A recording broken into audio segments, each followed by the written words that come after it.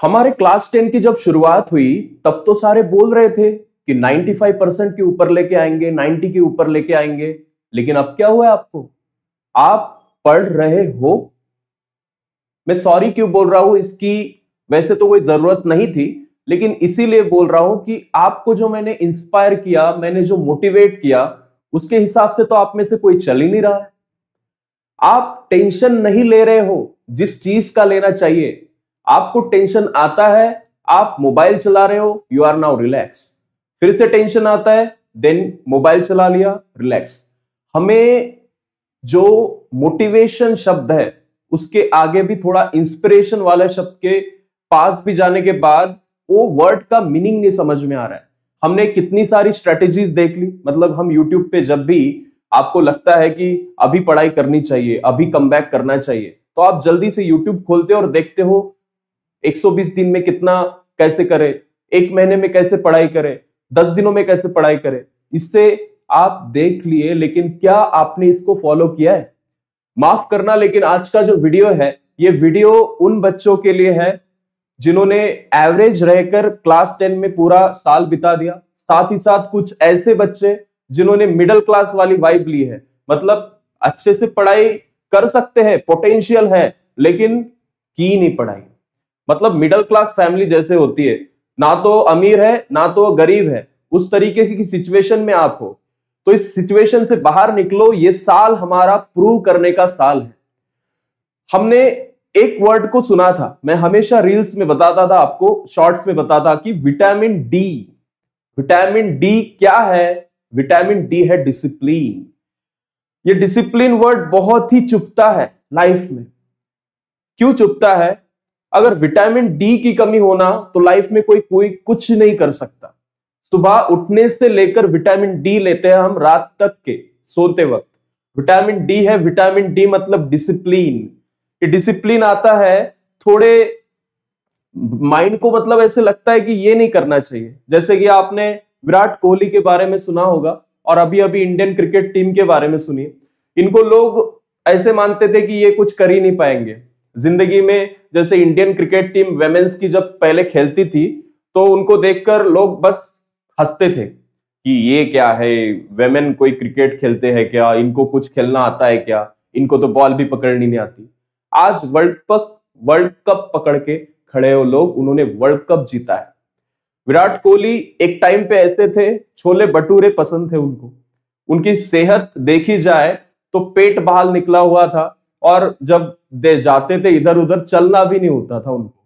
एक बार उन्होंने सोचा कि क्या मैं सही कर रहा हूं, मैं तो इंडियन क्रिकेट टीम को रिप्रेजेंट करता हूं और कल चल के मैं कैप्टन हो सकता हूं इस टीम का।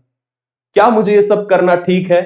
क्या ये अच्छा, ये स्पाइसी, ये सारा खाना मैं खाऊंगा तो क्या इससे आगे चल के मैं सरवाइव कर पाऊंगा गेम के अंदर? उस दिन उन्होंने ये सब चीजें छोड़ी और आज देखिए विराट कोहली रिटायर्ड है, लेकिन फिर भी अगर उनकी फिटनेस टेस्ट की जाए, यहां से 10 साल और ज्यादा खेल सकते हैं। वही तो हमें करना है पढ़ाई के अंदर। आज हम देखते हैं कि एक ऐसी चीज या फिर एक ऐसी स्ट्रेटेजी बोल सकते हैं इसको कि जिसके अंदर आपकी सारी चीजें क्लियर हो जाएगी जिसको आप करना चाहते थे शुरुआत से। देखिए अभी हम देखें तो हमारे पास कुछ 102 दिन है और प्रूव करने का मौका अभी भी है। हमारी कुछ एग्जाम की सिचुएशन देखी जाए तो सैंपल पेपर्स अभी मार्केट में इजीली मिल रहे हैं। पीवाईक्यू आपके पास होंगे, प्रीवियस ईयर क्वेश्चन पेपर्स, तो इनको सॉल्व करने का टाइम भी अपने पास है। तो अगर टाइम टेबल को देखा जाए तो एक शुरुआत का टाइम में आपको 3 पेपर दिख रहे हैं यहां पे, और इन 3 पेपर्स के अंदर हमारे पास कुछ 100 दिन है, ऐसा कंसिडर करके चलते हैं। पहला जो हमारा पेपर होगा February 20 को होगा, जो कि सेमी मराठी का होने वाला है। दूसरा पेपर 23 को फुल इंग्लिश वाले जो स्टूडेंट्स है, फुल इंग्लिश वाले, उनका मराठी का है। और तीसरा जो है February 27 को इंग्लिश का पेपर है। इन पेपर के बीच में गैप देखे, यहां पे 2 दिन, यहां पे अगर जाए तो यहां पे 3-4 दिनों की गैप है। मतलब आपको मराठी इंग्लिश को या फिर ऐसी चीजों को पढ़ने के लिए भी समय दिया है उन्होंने। ओके, इंग्लिश के लिए अच्छा समय दिया है, आप बिल्कुल कर सकते हो। मतलब इस सब्जेक्ट का आपका काम हो जाएगा। इन सब्जेक्ट्स की कोई इश्यू नहीं। बट अब आगे आते हैं, टाइम टेबल में जब हम आगे आते हैं, 4 मार्च से असली पेपर शुरू हो रहे हैं। इसके अंदर हिंदी का पहला पेपर है, जिसके अंदर हिंदी को जिन्होंने भी अब तक अंडर एस्टिमेट किया है उनके लिए यह दिक्कत क्रिएट कर सकता है। पढ़ना शुरू करना होगा, रिवाइज करना होगा, क्या करना है वो सब भी बताता हूं। साथ ही साथ मार्च 6 को मैथ्स 1 का पेपर है, और 6 के बाद 3 दिनों के बाद ही 9 को मैथ्स 2 का पेपर है। मार्च 6 और 9 को मैथ्स 1 और मैथ्स 2 के पेपर है, और कुछ भी ज्यादा गैप इनके अंदर बिल्कुल नहीं, सीधा सीधा है उनका काम। उसके बाद हम आते हैं मार्च 11 और 13। इस बीच में तो मुझे एक दिन की छुट्टी दिख रही है बस, और यहां पे पेपर ऐसे है साइंस 1 और साइंस 2 के। क्या स्ट्रेटेजी के साथ ये टाइम टेबल बनाया गया है। जिन सब्जेक्ट्स का हमें इंपॉर्टेंस ज्यादा नहीं है, उन सब्जेक्ट्स को वो काफी ज्यादा जल्दी ले रहे हैं।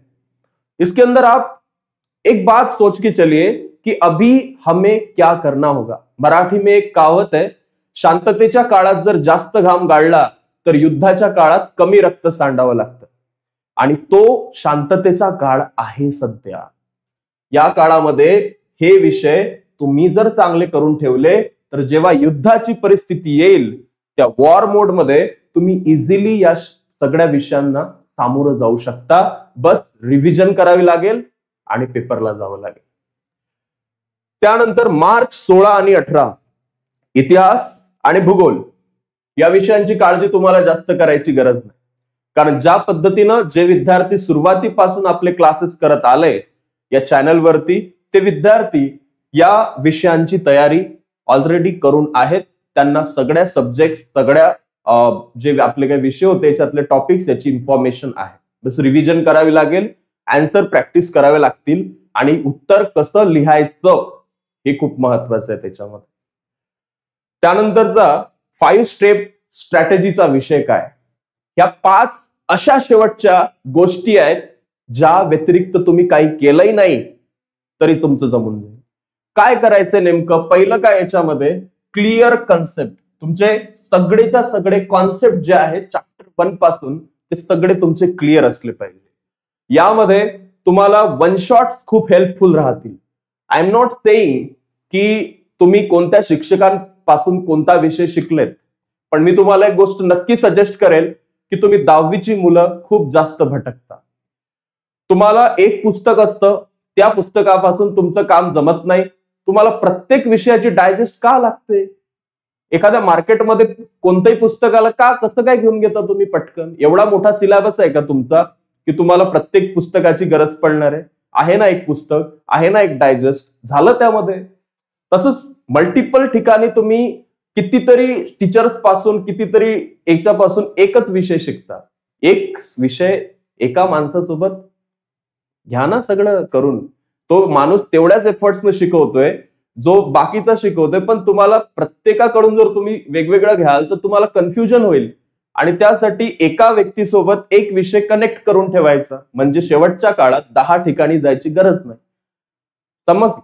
त्यानंतर रॅपिड रिव्हिजन, आणि सगळे जे इझी टॉपिक्स आहेत ज्याला परीक्षेच्या काळात अंडर एस्टिमेट केलं जातं, आणि मग तेच टॉपिक एक्झाम मध्ये येतात आणि आठवत नाही, त्या टॉपिकची काय केली पाहिजे, रॅपिड रिव्हिजन करून ठेवली पाहिजे। त्याचबरोबर सॅम्पल पेपर्स, सगळेच्या सगळे सॅम्पल पेपर्स काढून घ्या, जिथून मिळेल तिथून जमा करा, इंटरनेट शोधून काढा, टेलिग्राम आहे तुमच्याकडे, तिथं मटेरियल असतं, ते सगळं मटेरियल काढा, आणि काढून ठेवू नका, फक्त काढून ठेवू नका, त्याचा वेळ लावून अभ्यास आणि त्या सगळ्या गोष्टी सॉल्व्ह करून घ्या। मला आठवतं 12वी मध्ये एक चॅप्टर होता, जे 11वी 12वीच्या दरम्यान मराठी विषयामध्ये, तर 10वीची पूर्वतयारी याच्यावरच होता तो।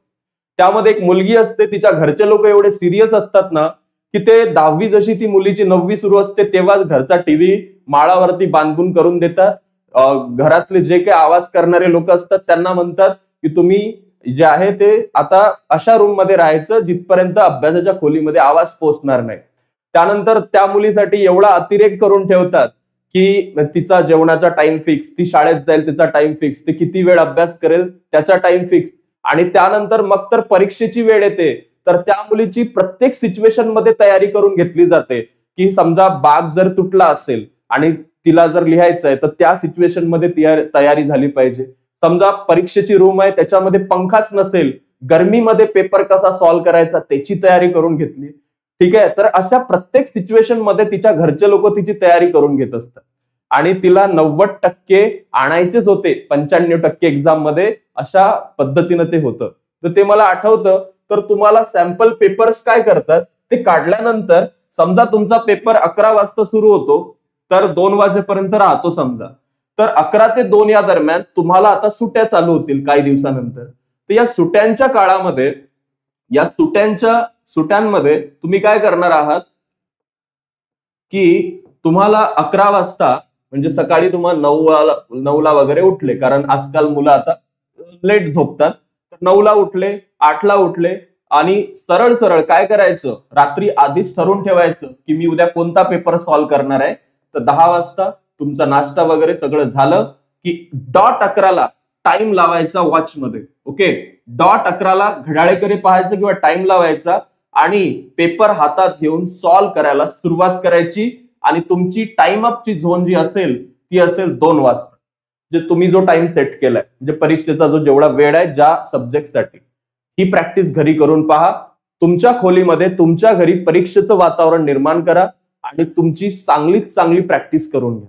काही टॉपिक्स तुमचे व्हायचे असतील तर ते फुल फ्लेज पेपर सध्या तुम्ही सॉल्व्ह करू शकत नाही, तर सब्जेक्ट वाईज त्याच्यामध्ये जे टॉपिक वाईज जे क्वेश्चन पेपर आहेत ते सॉल्व्ह करायला सुरुवात करा.